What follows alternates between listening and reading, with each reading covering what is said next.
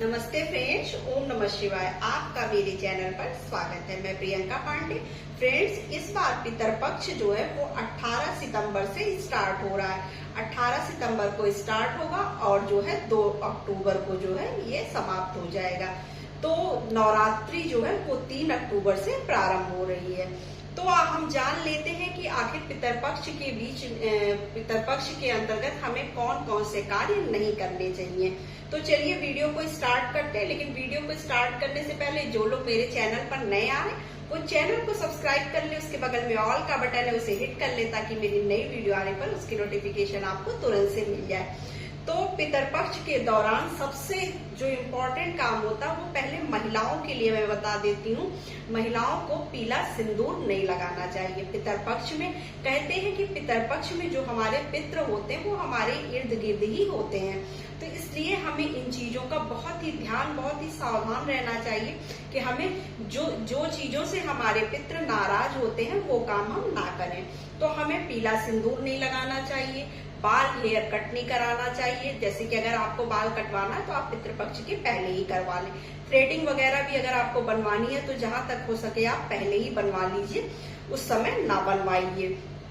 बहुत ज्यादा इमरजेंसी हो तभी आप थ्रेडिंग कराइएगा, बाल की कटिंग तो आप बिल्कुल भी मत कराइएगा।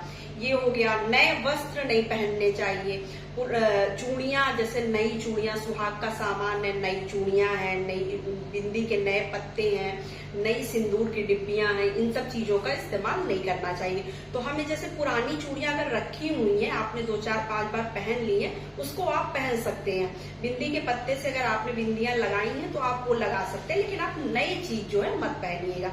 साड़ी भी अगर पुरानी आपकी पहनी हुई रखी है तो ही आप वो साड़ियां पहनिए। नई साड़ियां मतलब नए वस्त्र, नई चीजों का इस्तेमाल आप बिल्कुल ना करिएगा। ये तो हो गई आपके मतलब आपसे संबंधित चीजें। अब हमें अपने किचन में क्या क्या करना चाहिए, पूजा घर में क्या क्या करना चाहिए। बहुत लोगों के सवाल होते हैं, क्या पितरपक्ष के अंदर पूजा किया जाता है? तो हाँ, आप बिल्कुल पूजा करिए। जैसे आप नियमित रोज की पूजा करते हैं, आप उसी तरह से अपने भगवान की पूजा कर सकते हैं, उसमें कोई दोष नहीं होता है। और किचन में जब आप खाना बनाइए तो खाना बनाने के बाद जो है आप पहला खाना जो है वो अपने पितृ के नाम पर निकाल दिया करिए। जैसे सब्जी, रोटी, जो भी आपने बनाया है, दाल चावल, वो आप एक थाली में निकाल कर रख दीजिए और एक पानी जो है ढक दीजिए। और या तो फिर अपने एक पाटा लगा लीजिए अपने किचन के बाहर, या अपने यहाँ कमरे के या मंदिर के बाहर लगा लीजिए। वहां पर एक पाटे पर 1 गिलास पानी ढक दिया करिए पितरों के लिए।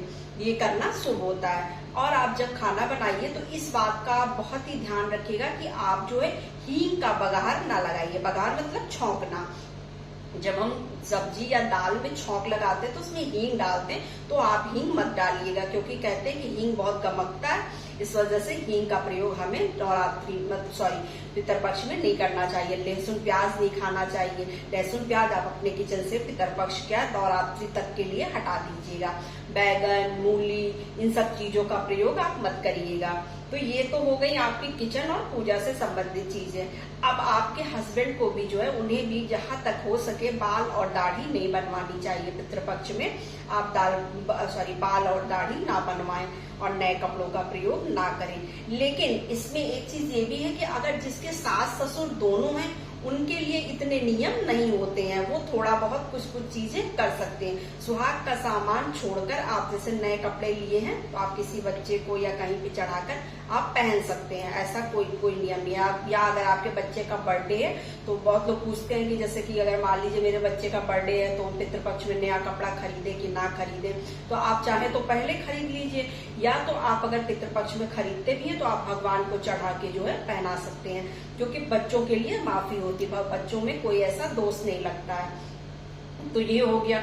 और पितृपक्ष के दौरान जो है आप मतलब हस्बैंड लोग कहीं भी जैसे टॉयलेट वगैरह पेड़ के किनारे या कहीं पे ना किया करें, क्योंकि खास करके पीपल के पेड़ के नीचे, उससे बहुत दोष लगता है। और घर में जो सबसे बड़ा बेटा होता है वही अपने पितरों को पानी दे।